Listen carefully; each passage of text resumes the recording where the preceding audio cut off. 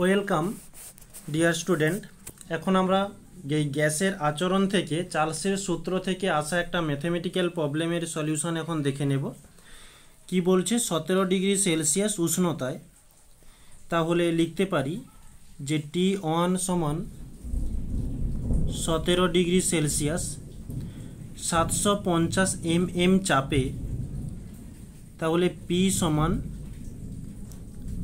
750 mm Hg চাপে নির্দিষ্ট ভরের একটি গ্যাস 580 সেন্টিমিটার কিউব আয়তন অধিকার করে।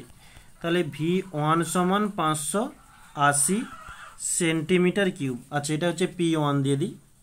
বলছে ওই চাপে, তাহলে আগে যে চাপ ছিল সেই চাপ, তাহলে চাপ যেহেতু দুই জায়গাতে একই, এটি হচ্ছে চার্লসের সূত্র প্রযোজ্য, অর্থাৎ এখানে পি এর মান কোনো প্রয়োজন নেই।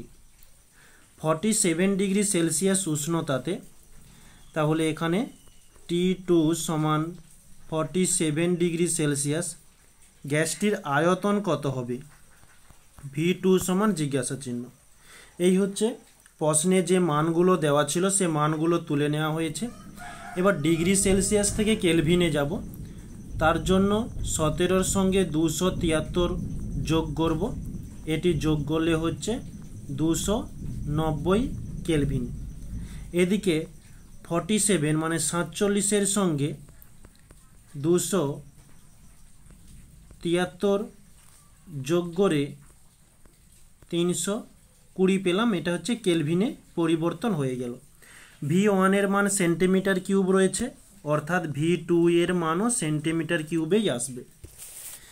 এবারে আমরা সমীকরণটি পুট করব। কি সমীকরণ? V1 T1 সমান V2 বাই T2। কার মান নির্ণয় করব? V2 এর মান, তাই একে আলাদা করে নিই। V1 T2 by T1। V1 এর মান কত?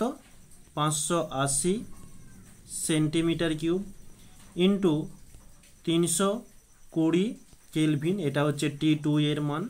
তারপরে হচ্ছে বাই T1 অর্থাৎ 290 কেলভিন। এবারে কাটাকাটি হবে, কেলভিন কেলভিন কেটে গেল, এদিকের 0 0 কেটে গেল, 29 দিয়ে দিলে এটা হচ্ছে 2-এ চলে যাচ্ছে, মানে 58, আর 0-কে 0 থাকলো। তাহলে পরবর্তীতে 20 ইন্টু 32, আচ্ছা এত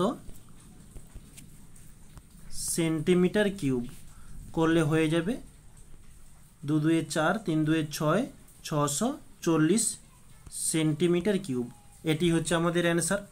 তাহলে লিখে নেব যে অতএব নির্ণেয়